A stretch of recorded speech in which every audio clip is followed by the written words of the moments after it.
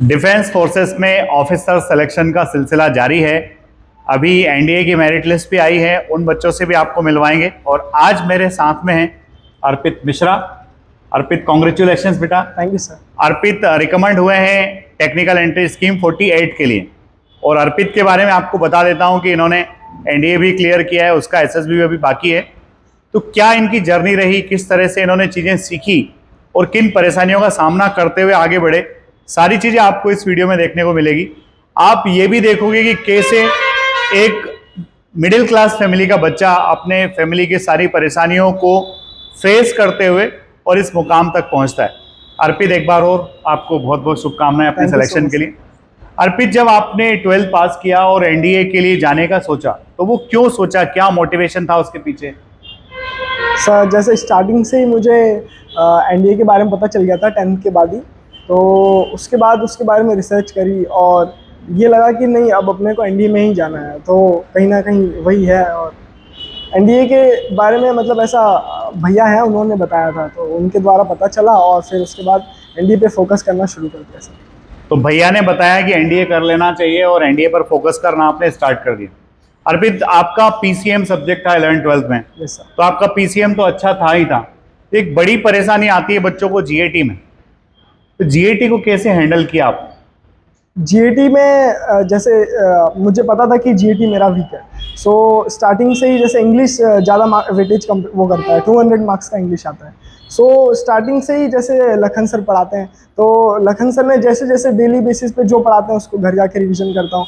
Then upcoming test के लिए prepare करता हूँ। और डेली सर ने बोल रखा है कि 2 घंटे प्रिपेयर करो, जो भी अपना वीक सब्जेक्ट है उस पर ज़्यादा फोकस करो। तो उस पर ज़्यादा टाइम देता था मैं, और जीटी पे ऐसे धीरे धीरे कमांड लग गई सर। तो जैसे कि इसने बताया, नाम ले रहा है, ये खुद ही मेरा नाम ले रहा है, मैंने बोला नहीं इसको कि मेरा नाम लेना, पर ये इंग्लिश इसने अच्छा किया। जनरली कई बार ऐसा होता है, इंग्लिश मीडियम के बच्चे होते हैं, उनको ऐसा लगता है कि हमारा इंग्लिश अच्छा है, हमारा इंग्लिश मजबूत है। तो जब आप परफॉर्म करते हो, प्रिपेयर करते हो, तो ऐसा लगता है कि इंग्लिश उतना मजबूत नहीं जितना होना चाहिए। Yes sir. और अगर टाइमली आप इस चीज़ को पकड़ जाते हो तो फिर आपका नुकसान नहीं होता एग्जामिनेशन में। अदरवाइज कई बार ऐसा होता है कि बच्चे का सब कुछ अच्छा होता है, इंग्लिश उसको धोखा दे जाती है। अर्पित, ज्योग्राफी एक ऐसा सब्जेक्ट होता है जिसमें स्टूडेंट को लगातार मेहनत करने की जरूरत होती है। आपने कैसे किया ज्योग्राफी को? ज्योग्राफी सर, जैसे मैं मैथ्स बैकग्राउंड से हूँ, तो ज्योग्राफी बिल्कुल भी 10th के बाद नहीं पढ़ी थी।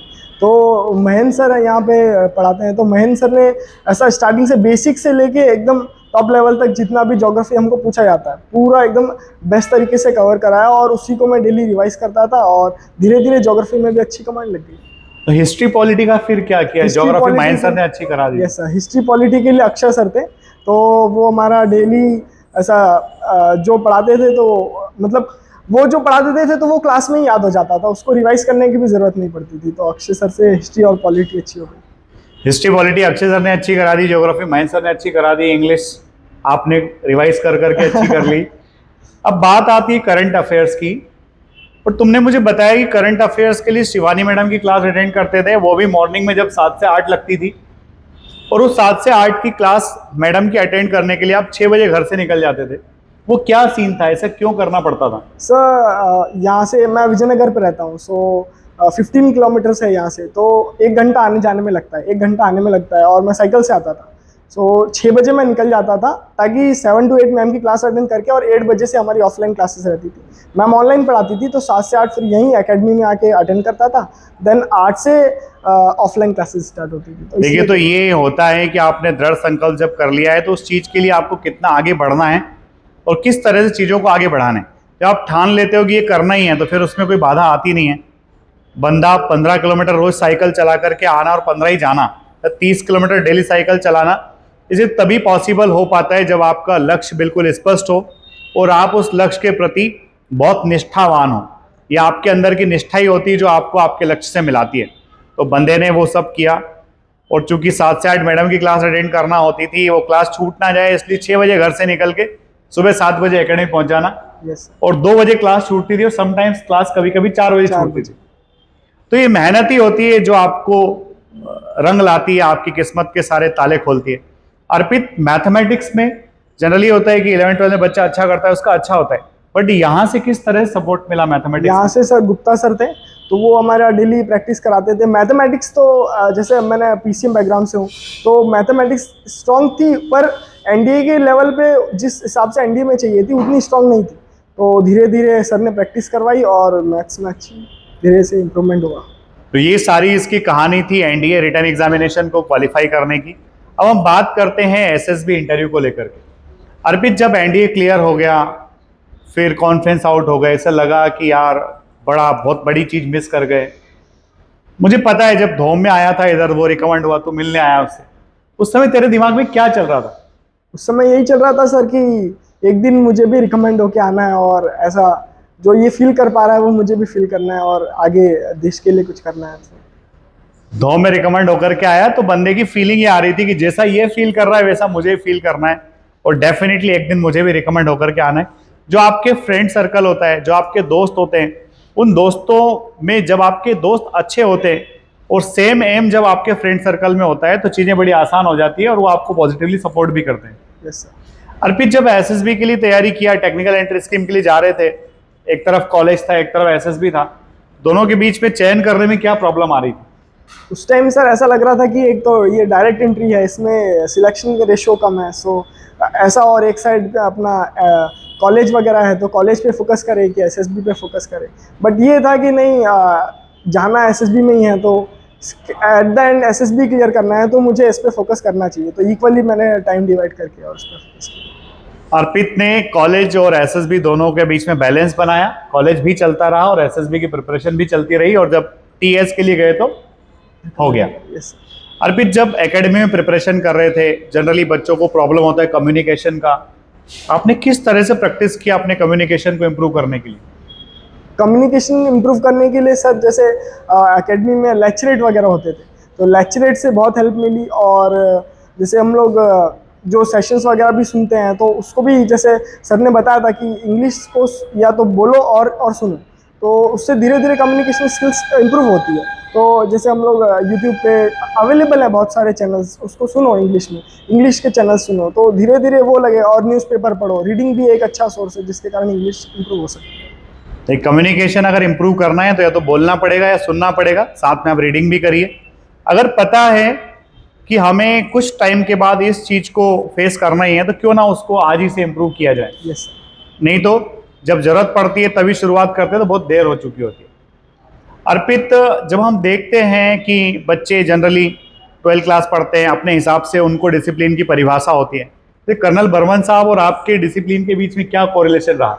हाँ सर, उनको डिसिप्लिन बहुत सर ऐसा करते हैं कि डिसिप्लिन नहीं हो आप तो आप ऑफिसर बनने के लायक नहीं हो। और ये फैक्ट है कि आप यदि डिसिप्लिन हो तो आप चीज़ों को मतलब अकॉर्डिंगली, टाइम के अकॉर्डिंगली करते हो और सब चीज़ें सही होती हैं। तो डिसिप्लिन रहना ज़रूरी है सर। डिसिप्लिन रहना बहुत जरूरी है। बात करते हैं जीटीओ की। जनरली जो बच्चे जाते हैं, हालांकि एक बड़ा पार्ट साइकोलॉजी भी होता है, तुमने ही बताया कि साइकोलॉजी में थोड़ी प्रॉब्लम तो आई थी पर वो निकल गया, एसआरटी 40 कर पाया था। Yes sir. 40 एसआरटी किया, फिर भी रिकमेंड हो गया, यानी कि क्वालिटी मायने रखती है, क्वांटिटी मायने नहीं रखती है। जीटीओ एक बहुत बड़ा पार्ट होता है, और आपने किस तरह से किया? कमांडर यादव साहब ने किस तरह से आपको जीटीओ के लिए प्रिपेयर किया?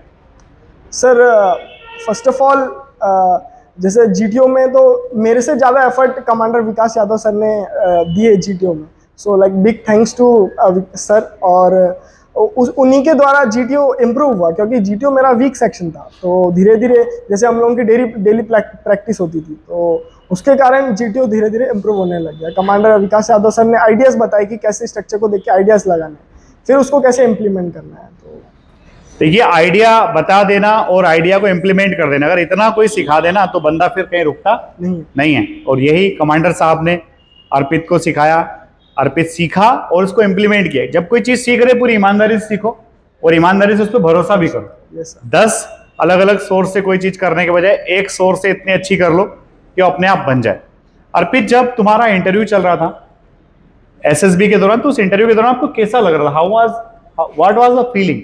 सर उस टाइम बहुत नर्वस थे, और इंटरव्यू जैसे मेरा 1 घंटा चला तो ऐसा लग रहा था कि कब खत्म हो जाए करके, और डर लग रहा था। और इंटरव्यू वहाँ पे ऐसा इतना अच्छा भी नहीं किया, ऐसा था कि उससे अच्छा इंटरव्यू मैं घर पे दे देता, इतना वहाँ पे डर भी था, तो इसके कारण शायद हो सकता है इंटरव्यू।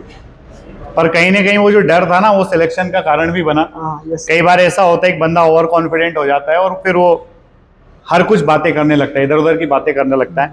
जब आपका स्टेक बहुत ज्यादा होता है, जब आपको लगता है कि आपका वहां बहुत सारी चीजें आपकी रुकी हुई है, तो निश्चित तौर पर डर तो लगेगा ही। यस और वो डर ही कहीं ना कहीं हमें आगे भी बढ़ाता है। अर्पित, कॉन्फ्रेंस पे क्या हुआ, क्या सवालात थे, क्या आपने फेस किया, क्या चीजें हुई कॉन्फ्रेंस के दौरान? कॉन्फ्रेंस में सर ऐसे 18 लोग सामने बैठे रहते हैं, तो ऐसा डर बहुत लग रहा था कि क्या होगा करके। फिर कॉन्फ्रेंस में कुछ क्वेश्चंस पूछे उन्होंने, जो मैंने इंटरव्यू में बोला था कि I will definitely look upon it, तो वही क्वेश्चंस रिपीट हुए। उसी पे पूछा कि क्या आपने उस क्वेश्चंस के बारे में जानकारी निकाली, इन्फॉर्मेशन निकाली। और फिर वो क्वेश्चंस मैंने अपने फ्रेंड सर्कल से, ग्रुप मेंबर से पूछे थे, तो इसके कारण मैंने वो जवाब दिया, मतलब आंसर किए क्वेश्चंस को। और कॉन्फ्रेंस 10 मिनट अराउंड चली थी सर। कॉन्फ्रेंस 10 मिनट के आसपास चला, जो कि इंटरव्यू इतना लंबा हो चुका था और बाकी सारी चीजें बढ़िया, सब सिस्टमेटिक था, तो बहुत कोई वहां डाउट के चांसेस नहीं थे। अर्पित ने इतने आसान भाषा में अपने सारे एक्सपीरियंस को शेयर किया है, और डेफिनेटली आप देखोगे कि जब आप चीजों के पीछे पड़ जाते हो, जब आपका जुनून आपके लक्ष्य के लिए आपको आगे बढ़ाता है, तो निश्चित तौर पर आपका लक्ष्य हासिल हो जाता है। हाँ, ये जरूर है कि टाइम लगता है, पर सफलता भी जरूर मिलती है। अर्पित, आपका ये वीडियो देख करके बच्चे निश्चित तौर पर मोटिवेटेड होंगे, यस सर। और वी होप कि आपका एनडीए का एसएसबी भी जल्द ही आप रिकमेंड हो, यस सर। और फिर आपके दोनों हाथों में दो लड्डू हो, एक तरफ टेक्निकल एंट्री स्कीम से और एक तरफ एनडीए से। फिर आप डिसाइड करो कि मुझे कहाँ जाना है। आपको बहुत बहुत धन्यवाद। Thank you, thank you. sir. जय हिंद, जय भारत।